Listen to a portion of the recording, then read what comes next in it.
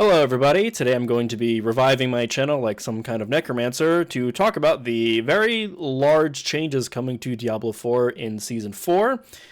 They did not talk about Season 4 specifically in terms of its theme and any new additions with the season itself, but they did talk about the large system-wide changes to the game, which will affect both the Eternal Realm and the Seasonal Realm going into Season 4. It is mainly about itemization, Codex power, some class changes, some new endgame stuff, kind of more game-wide, very large system changes to the game, which actually do seem to be pretty good. Season 3 did not hit for most people, myself included. I barely even touched it, so that's why I've basically been on hiatus for Diablo 4, but I did tune into the live stream today, and I was pleasantly surprised with what they had to show. I think there's actually a lot here to talk about and things to look forward to, which is a nice surprise for Diablo 4. So anyway, let's just try and get right into it. All right, so the first thing that I'm going to talk about, and the main thing I'm going to be focusing on, is the changes to items and itemization going into Season 4. I have a lot of bullet points about a lot of things that they're changing. I don't want to just like read them all off like in rapid fire style because it's just a lot of information that can be a bit overwhelming, so I'm going to try and emphasize the key and important points. So most importantly, the one thing that they wanted to emphasize going into this conversation was that quality over quantity is the big design kind of pillar in terms of redesigning the way items work in Diablo 4. And there's a few ways they're going to do that. For example, legendaries now will drop with 3 affixes on them instead of 4, and rare items will also drop 2 affixes on them instead of 4.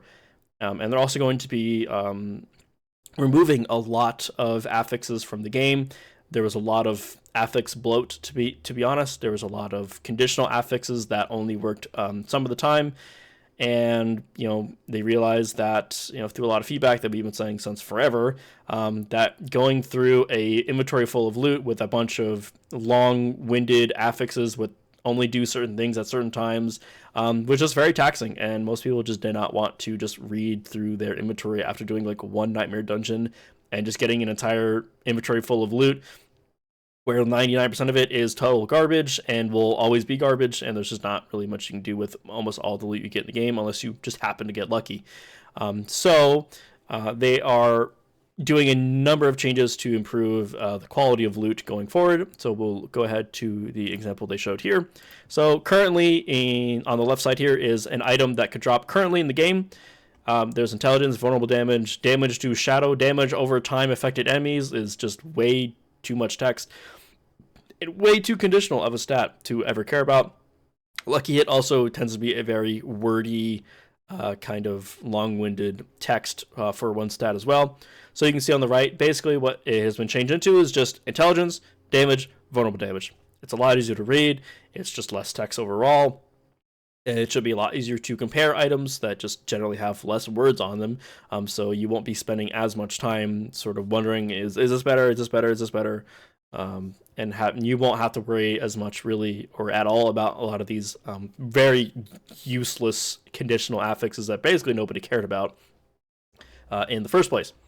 The affixes themselves are also being buffed. You can see, like, for example, the intelligence on this was either 38 to 52. It's not going to be 70 to 84. The actual numbers might vary in the final version of Season 4, but the affixes in general overall are getting buffed. They are adding some new affixes. I'm not sure how many of them can randomly drop on gear, but a number of them can be added through a new system called tempering. So this is going to be the first step in terms of making your items actually have some weight and meaning to them. They want to have sort of stories and make you feel like you're actually investing in gear in a meaningful way. So how are they going to do that?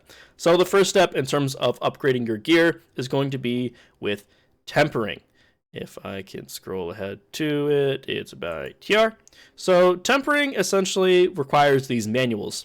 And these manuals are specific to a few different stats. For example, the one on the left here is about movement speed and mobility. The one on the right is for bone-related skills for necromancers. And essentially how this works is you will take a sacred or ancestral piece of gear. I think it has to be legendary. I'm not sure if it can only be on rare items or if it's only on legendaries or if it can also be done on rare items. I'm not sure. But in the example, they show a legendary item. And essentially, you will temper the item with one of these manuals, and you will randomly get one of the stats on that manual. So you can see a sort of example user interface here. So they have an amulet here that they want to add a tempered affix to, and it is based on the item type. So an amulet, for example, can roll. You can put on an offensive, defensive, utility, mobility, or resource-related tempered affix. I think they said that sacred items can have 1 tempered affix and ancestral items can have 2 tempered affixes. There is a durability for tempering items. I believe that the durability is only reduced if you are re-rolling a tempered affix. So if you're putting an affix on it the first time, then it won't cost durability. But if you want to re-roll that, like an offensive tempered affix to something else, that will cost durability. And once it's at 0 durability, you can't do anything. You can't ever increase the durability on that item again. So hope you get lucky with the rolls and the right stats on your gear. So this will allow you to have a lot of more granularity in terms of adding stats to your items that are a lot more impactful to your build. For example, they have a tempered affix here, for example, that is charge cooldown reduction. If you want to be playing Charge Barbarian, you can add damage while berserking, which is not a new stat, but is something more specific to your build that you can sort of fine-tune things to some level of, to some degree, for your gear, which is pretty cool. And then going on top of this, there's one more new system in place to further enhance your items. So currently in the game, at Blacksmiths, you can upgrade gear 1 to 5 levels. I think lower level items are only 2 levels of upgrades or whatever. But anyway, endgame items you can upgrade 5 times. That is getting removed and replaced with a new system called Masterworking. And that is shown a bit up ahead here. So the way this works is it's kind of similar to upgrades where you will spend some endgame materials to upgrade your gear up to 12 times. The main difference is that every 4th upgrade will specifically only upgrade 1 stat more than everything else. So you can see going from rank 3, it goes from 5.3 crit chance to still 5.3 crit chance, but the maximum life is the random stat that got picked to be upgraded more as a bonus stat. So that happens on rank 4, rank 8, and rank 12.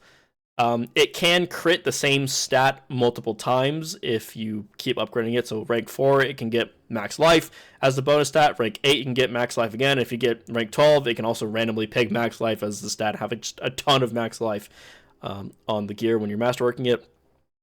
They did mention that the example here is bugged currently. It should also upgrade the tempered affixes as well when you masterwork gear. So it'll increase all the stats, and then it'll randomly pick one of these stats on every 4th rank up. Unique items can also be masterworked as well. You cannot upgrade the unique power on it. Same with legendaries. You can't upgrade the actual legendary aspect or the legendary power on that item. So it's just for the stats. But you can buff some of the stats on uniques, and I believe this also works on uber uniques as well. I'm pretty sure. So if you get one of the good uber uniques and you masterwork it all the way up, you can get an absolutely crazy fucking item. Another thing that they're going to be changing or adding for items for the endgame grind are going to be greater affixes. So these are going to be pretty rare, but when you do find them, you should know they will have this it's actually kind of hard to see, to be honest, but there'll be an extra little mark on the item. There's a Roman numeral here. This is 2, so it shows that there's 2 greater affixes. So as you can see, they are 1.5 times stronger than the regularly rolled affix, and they're always going to be max rolled as well on the greater affix. So you don't need to worry about min rolling. A greater affix is always going to be the maximum roll of that higher value. So essentially what this means is that the end game of Diablo 4 is you're going to want to find gear that has at least 1 to 2 greater affixes. I'm not sure if you can have 3. I think you probably get 3, but it's probably really, really rare. But you want to find all of your gear with as many greater affixes as possible, temper them with the best and most useful stats on your gear, and then masterwork all of them as much as possible, all the way up to rank 12. And then hope that you also get the critical rolls on the tiers 4, 8, and 12 on the masterworking on the stats you really need or really want more of. Which, if you're lucky, it probably shouldn't matter too much, but obviously there is going to be a best in slot for which stats you want to critical roll on the upgrades, but ideally you would only be really committing to masterworking gear that you have all the stats you want on it anyway. At least that's how I'm going to treat it, where I'm just going to take what I can get for most masterwork upgrades. If I get what I want, then sure. If I don't get what I want, well, at least it's on a stat that's at least kind of useful. So I'm excited. Things are looking good for itemization. Again, there's a number of things I didn't mention. Like, for example, like all uniques, or most uniques can actually drop from World Tier 1 and onward. So from the start of the game. And it's not until World Tier 3 when all the uniques will be available.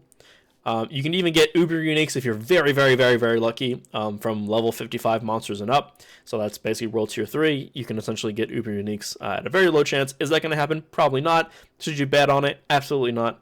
But maybe get lucky. Big maybe with a bunch of asterisks. So next, I'm going to talk about the Codex of Power, which is getting a very big overhaul that I definitely want to highlight as it is very good. So the Codex of Power is getting a whole new user interface and is also going to be upgradable. So essentially how this works is that you will, instead of having to extract the aspect from your gear and having to hold on to it in your inventory or your stash or whatever, you can simply just salvage it from the blacksmith, and that will essentially record that value in the Codex of Power. So if you get lucky and you find a max rolled power on a legendary item that drops, you can extract it or salvage it, and you will have that permanently recorded for that entire season.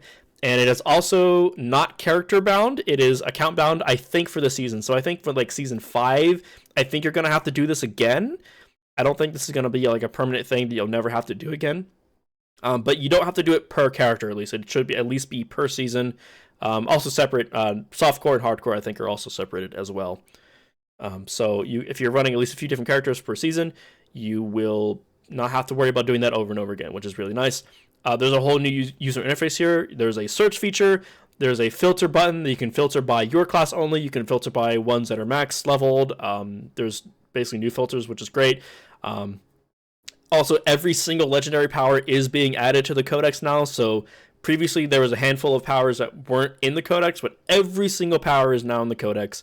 And you can basically permanently save the maximum roll of each one that you get, which should save on both inventory headache, because you won't have to save a bunch of legendaries and aspects in your inventory and stash now. And the user interface is honestly really solid. There's even a gold icon for max rolled aspects that you found, which I think is a nice touch. They don't have to do that, but it's kind of a cool thing. I really did want to highlight that the Codex is so much better now, and we've been asking this since like day one, honestly. Even like in the betas, we've been asking for this. So next they had some discussion about class changes and some overall balance things going into Season 4 as well. I'm going to be honest, I'm not going to talk a whole lot about it. I haven't even really touched the game much since Season 3 came out, and even the devs themselves did not really have like a ton of things that they were going to mention in particular. There are a ton of changes apparently coming in the patch notes for Season 4 that's going to be happening, I believe next week is when that's going to be previewed, because there is going to be a PTR available, a public test realm, for PC players only for the time being on Battle.net. That'll be running from April 2nd to April 9th. It gives us a solid week to try out all of the new Season 4 changes. I don't think it's going to be including any Season 4 content. I think it's really just going to be about the itemization, the new codex, some new endgame stuff, the new kind of system level changes that they talked about today. But I will say, regarding the class changes, is that they are trying to make things more generalized, a bit more general purpose. Less specific things to give you more chances to mess with certain skills and things like that. One thing they mentioned, for example, is some classes have like mastery skills. Mastery skills will be tagged as core skills as well. So buffs, for example, to core skills will also increase mastery skills, for example, as something you can do. Another just extra thing, like minions, for example, will inherit 100% of your stats now. I think it previously was like 30% of your stats or some weird number. So basically, your minions will have essentially the exact same stats as you do now, so it should be making minions a lot more powerful. So definitely want to check out minions.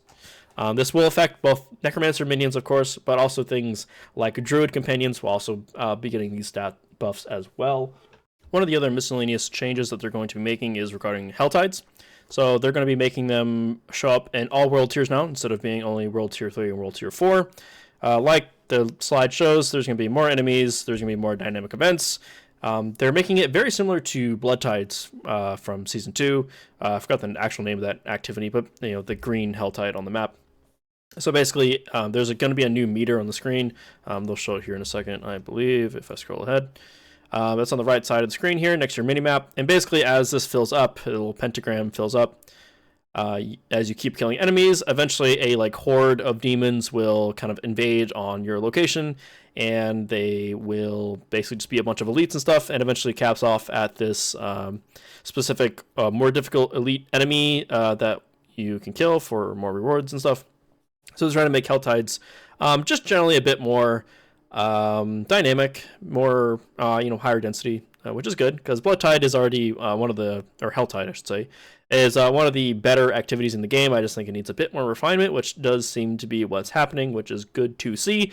I think having it accessible from basically World Tier 1 going onward is pretty good.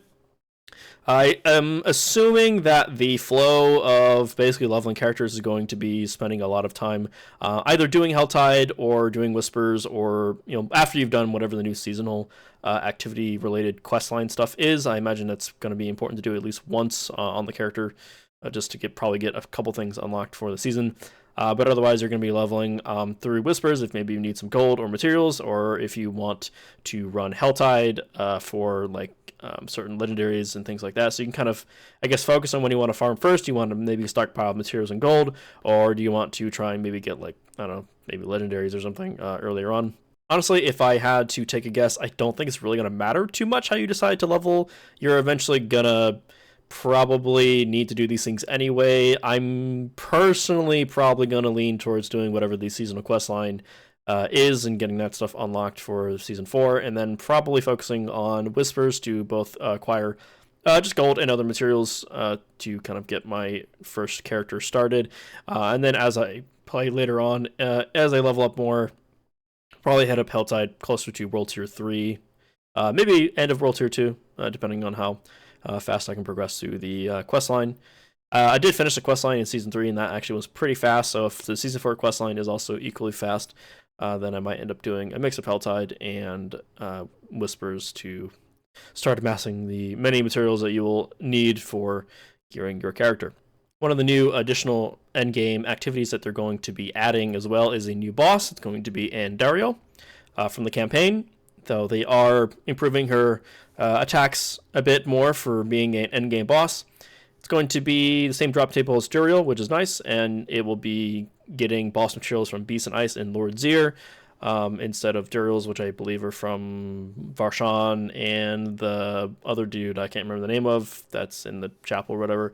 So basically, it's an alternative way to basically do the same thing as Duriel, but you can focus on doing other kinds of content for the Beast and Ice boss materials and Lord Zir materials. So it's basically just the same thing as Duriel, obviously, but just as an alternative thing you can farm instead.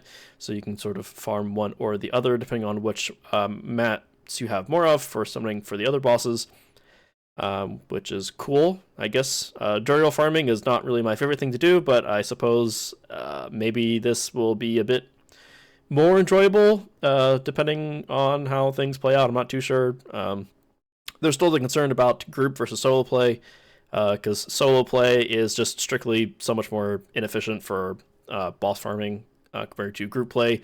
They did not mention that whatsoever in this dev chat today, so I don't know if there's any plans to change that, but I guess we'll see.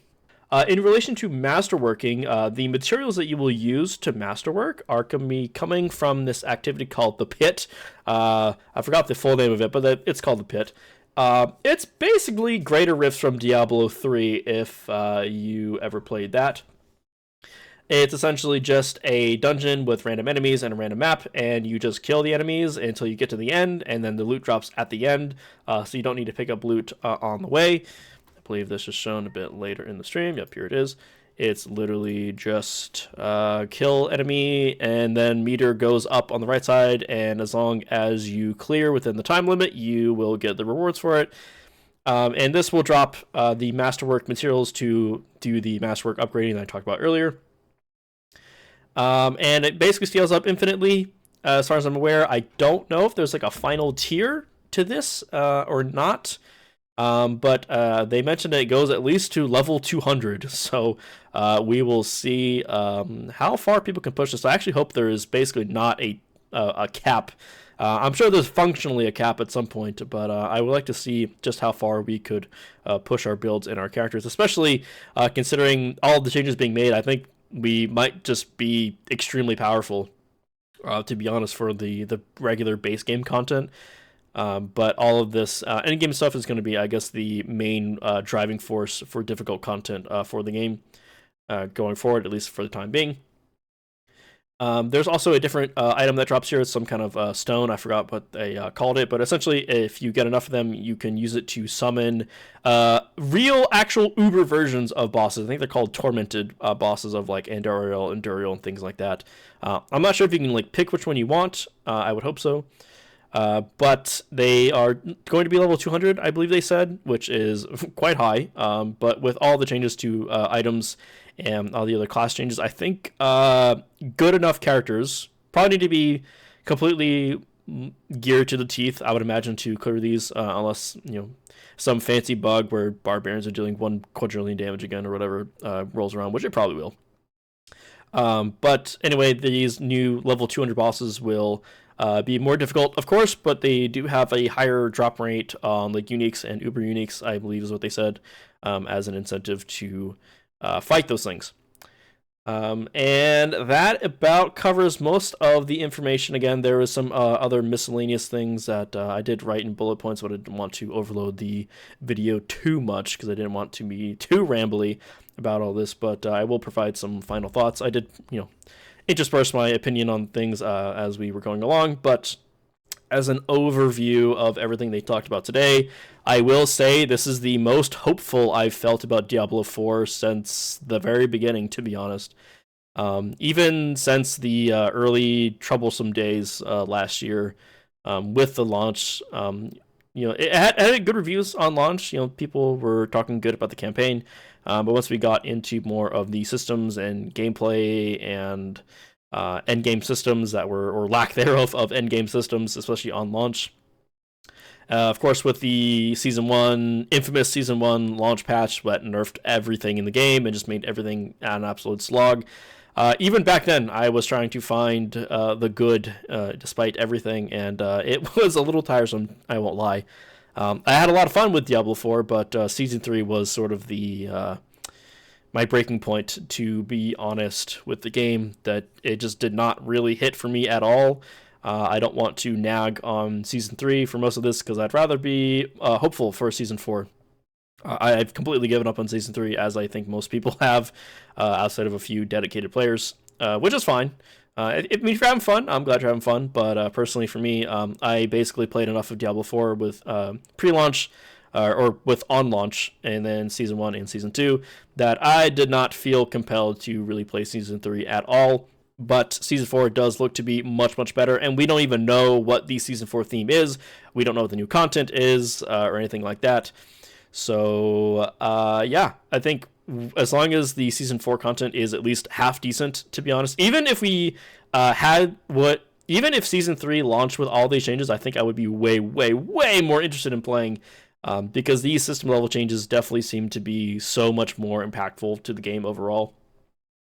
That being able to actually be excited about loot, and also not feeling like I need to be you know, looking through my gear like every 10 minutes to look at a bunch of garbage. I mean, a lot of it is going to be garbage, don't get me wrong, but due to the lower stats overall, on top of them being more impactful, I think is going to be a much more healthy direction to put the game in.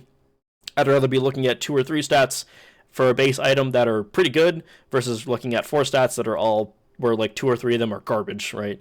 I will say there are still things that can be improved. This is not the perfect system, I would say. There's definitely some things that could be troublesome. I think there's some math-related issues in terms of it might be worth it to actually masterwork your gear before you temper the stats, depending on how that system works.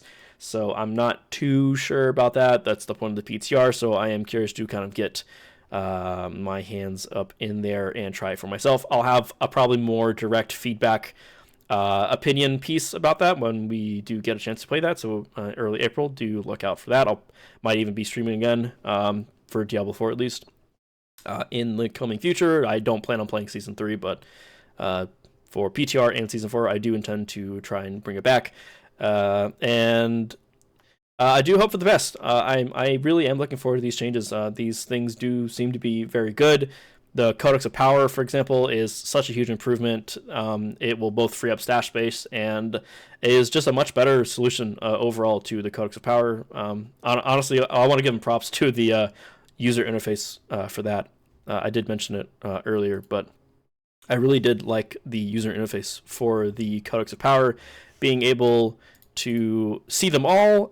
You can search for them. You can filter them by class.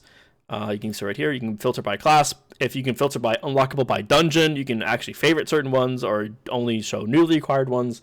So there's good filter options. There's good search options. Or just a search bar, which is really, really solid. And the fact that it saves your highest, available power or highest value on each aspect is also a solid in my book. Makes me quite happy to see that. So as long as they can keep the momentum rolling, I think Diablo 4 can be saved, quotation mark. I don't think Diablo 4 was unable to be, saved from the troublesome woes of like Season 1 and Season 3. But I'm a little cautious about Season 5. I mean, even still with Season 4, these are all very good changes, but I'm hoping that the content can continue to push people to want to keep playing, which it does seem to be doing, which is good. These are all very good things. Don't get me wrong. I am very, very, very excited and looking forward to these things. But I'm hoping Season 4 can hit with the content, and I hope they can continue to take solid feedback and improve things going forward into Season 5 and onward, including with the expansion as well, which we should be getting later this year. But yeah, that's enough rambling for me. I probably forgot to mention a few things that are also really important. But anyway, I thank you all for watching. I know I've been basically doing nothing with this channel for the last few months, but I just have had no real desire to talk about Diablo or really do much in the content creator space outside of just my usual Final Fantasy streams. So if you ended up watching the whole way through, I appreciate you very, very much. And I hope you have a wonderful day. Hello everybody, I am reviving my channel from the dead like a little necromancer to talk about the oh fuck, oh god. Let's try that again. That's going to blooper reel, I guess. Fuck me. Jesus Christ. Alright, anyway.